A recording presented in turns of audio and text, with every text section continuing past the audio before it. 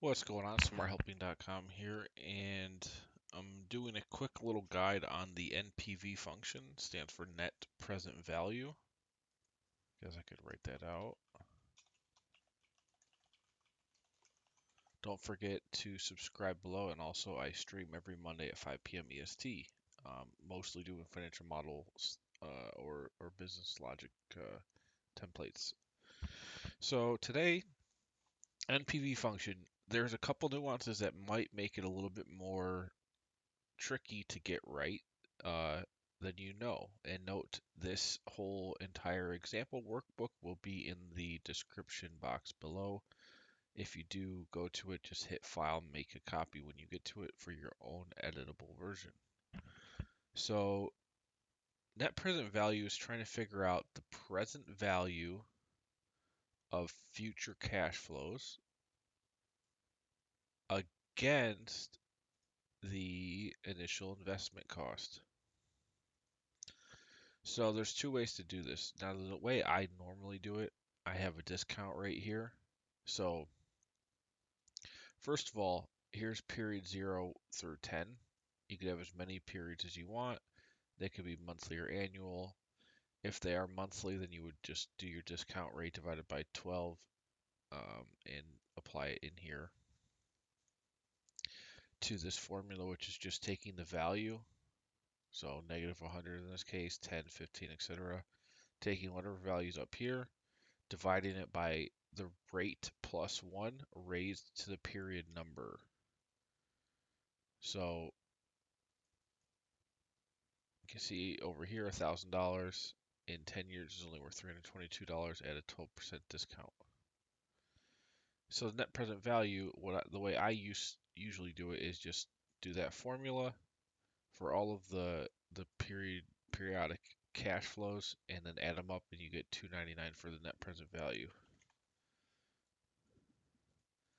The other way you can do it is, and you can see the numbers are the same, you can use the NPV function. So you can see here, what did I do? I just wrote the letters NPV, open parenthesis, C9, which is the discount rate, and then I highlighted all my future cash flows, but no, I'm not highlighting period 0, the initial investment. Only the future cash flows, which could be negative, like if, let's say, you had an investment here, and then in year 1 there was a negative, in 2 negative, and then it started getting positive. That's fine. And future negative cash flows can also be discounted. But the point here is you're not going to include the negative 100 in the range of present values. What you do is do the discount rate, comma, highlight the range of future cash flows, and then add the initial, well, if this is a negative, if it's a positive, you subtract it. But then you reduce out the initial investment against that. So the present value of the future cash flows is 399, and then reduce the 100 initial investment to get the net present value today of the endeavor, and it's 299. You get the same answer both ways. This way's a little bit quicker. You don't have to remember this kind of more complex formula with a exponent and division and all that. Some things to make sure. I'll put a note here. So you always want to make sure your discount rate being used is for the same period the cash flows happen. And this is usually either going to be monthly or annual.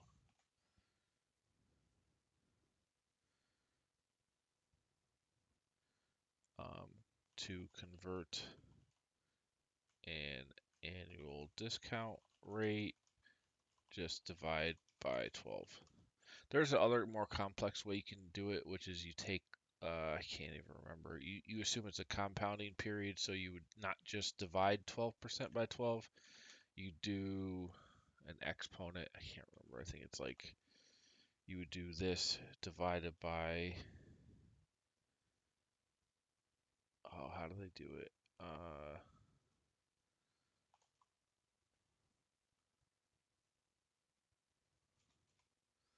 Maybe this raised to 1 divided by 12. I can't remember if that's it, minus 1.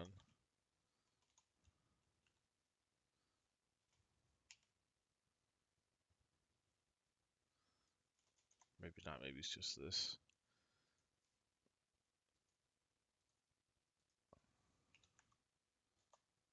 No, can't remember. There's a way to do it where it's slightly more accurate because it gives you the compounding rate that equals a full 12% after a year. But it's close. It's pretty close by just you could divide this by 12 if these are monthly instead of annual. If they're annual, then that's fine. You just do your annual discount rate. The key is you have some annualized discount rate. If you need to convert it to monthly because you're doing monthly periods, that can be done just as well. I would just go on this formula and instead of C9, I would do C9 divided by 12 in there. Or you could just do the monthly rate equals this divided by 12. Now I'm trying to think of the more advanced rate here real quick while I'm in here, because that'd be pretty cool to have that. What the heck is that? I can't remember. I don't do it that often. Let's see. Maybe 1 plus the rate raised to the number of periods minus 1. Ah, that's it. That's it. And you can see, let's see if I start with 100 here, and then in 12 periods, this should compound to 12% exactly increase. So 1, 2, 3, 4, 5, 6, 7, 8, 9, 10, 11, 12. Yep. You see 100 to 112 exactly. And so that's the more correct rate to use if the investments could be compounded. So usually that's used. If we were to just say this is 1%, so let's change this to, and that's just doing the 12% divided by 12. You can see you're at 112.68. So this is a little bit higher. And the whole reason why you're doing, all right, we're going to put this in here. If you want to figure out the monthly rate and use that, if these are monthly periods, then there's your monthly rate. And it's because you want to measure, well, what if you could invest this money elsewhere? If you're getting these back in month 1, month 2, month 3, etc., then technically you could reinvest that. And so your annualized discount rate needs to account for, or the monthly rate needs to account for that compounding ability. And then if you went to an IRR, might as well just put that in here while we're at it. You just do IRR of the whole period, and you can see there's 33. So what this is connected to the net present value, because the definition of internal rate of return is the discount rate that makes the net present value 0. So if I were to plug this into here, you can see 0. And it would have to be discounted at 2.3%, 39% month if these are monthly periods to equal 0.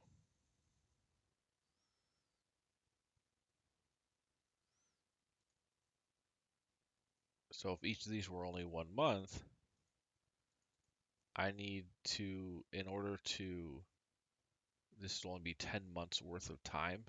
So in 10 months worth of time, $1,000 is worth a lot more in 10 months than it is in 10 years. It's also these are all worth more in, month 1 or 2 than if we were doing it at the end of each year. So there's a lot going on that you need to understand with net present value, discount rate, internal rate of return.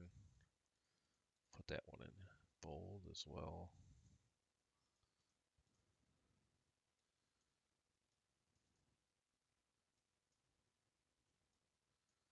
this is using NPV function, and then this is, see, these are all the same. We'll put this down as well.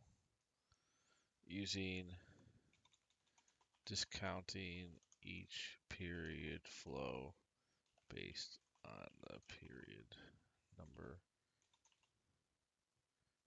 individually and summing all cash flows.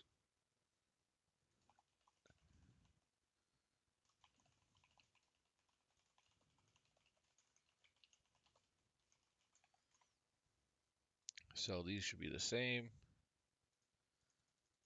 All right, and this is the IR represents the discount rate in order to make the net present value equal to 0. And that's important because the higher that is, that means your cash flows are high relative to the initial investment, um, because they have to be discounted a lot to be equal to what you're investing in. Put this back to 12. Okay, I think there's a lot of value here.